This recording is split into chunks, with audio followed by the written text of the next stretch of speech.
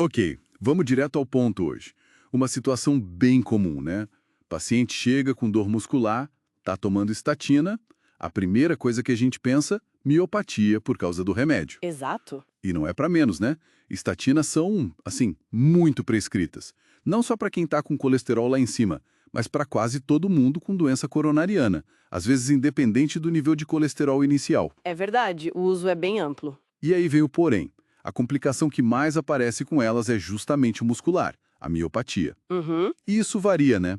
Pode ser só uma dor muscular, que a gente chama de mialgia, ou pode ser algo mais, uma miopatia mesmo, tipo uma doença do músculo. certo. Às vezes até com alteração no exame de sangue, aquela enzima, a creatina quinase, a CK. Que indica lesão muscular, a mionecrose. Isso.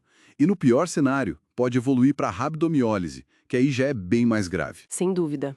Para a gente entender por que isso acontece, é bom olhar o mecanismo de ação delas, das estatinas.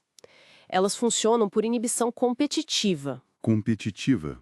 Como assim? Elas competem com a molécula natural para se ligar numa enzima-chave, a HMG-CoA-redutase. Pensa nessa enzima como o controle mestre da fabricação de colesterol no corpo. Entendi. Tipo uma disputa pelo encaixe na enzima. Exatamente. Ao ganhar essa disputa, a estatina impede que o HMG-CoA vire ácido mevalônico.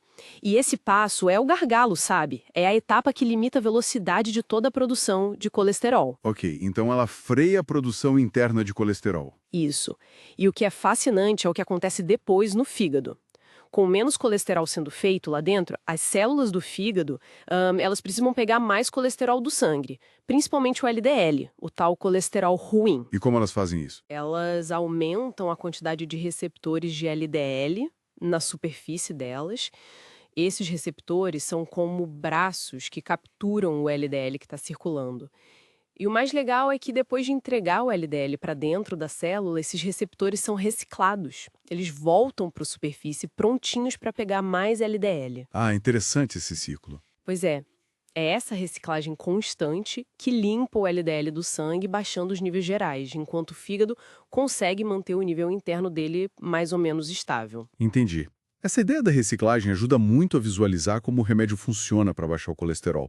Mas, voltando à questão muscular, por que justamente as estatinas causam isso com tanta frequência e não outros remédios super comuns também? Acho que comparar ajuda, né? Ajuda muito. Essa comparação reforça como o efeito é específico da estatina. Pega os anti-inflamatórios não esteroides, os AINES. Sim. Para dor, inflamação. Isso, eles agem inibindo a ciclooxigenase, outra via totalmente diferente. Afeta mais estômago, coagulação. E nada a ver com músculo diretamente, né? Não tipicamente como a estatina, ou os inibidores da ECA, para pressão alta. Eles mexem com angiotensina, pradicinina, podem dar tosse, mas miopatia não é o efeito clássico. Certo. E outros? Beta-bloqueador. Beta-bloqueador agem os receptores beta, mais coração-vasos, podem mexer um pouco com potássio, mas o perfil de efeito muscular é outro. Diurético tiazídico, ação no rim, mexe com cálcio. E a metformina, super usada para diabetes. Metformina age principalmente no fígado, inibindo a produção de glicose. O efeito colateral mais comum ali é gastrointestinal, tipo diarreia. Miopatia não é uma queixa comum com metformina. Entendi. Então, olhando para esses outros, fica bem mais claro que o alvo da estatina, aquela enzima HMG-CoA redutase, é o ponto nevrálgico, tanto para o bem quanto para esse risco muscular. Exatamente. Se a gente conectar tudo, o ponto central é esse. Estatinas inibem a HMG com a redutase, isso diminui a síntese de colesterol, o que, por sua vez, aumenta a reciclagem de receptores de LDL no fígado e limpa o LDL do sangue. É assim que ela funciona. E a miopatia entra como? E a miopatia, seja como dor muscular, a mialgia, ou com o aumento da CK, é a complicação mais comum que está ligada a esse mecanismo todo.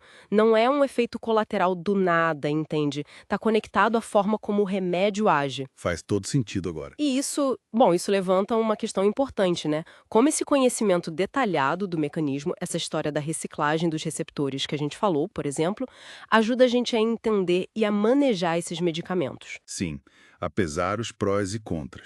Exato. De um lado, tem o benefício claro de reduzir risco cardiovascular baixando o colesterol. Do outro, existe esse risco real de efeitos colaterais como a miopatia.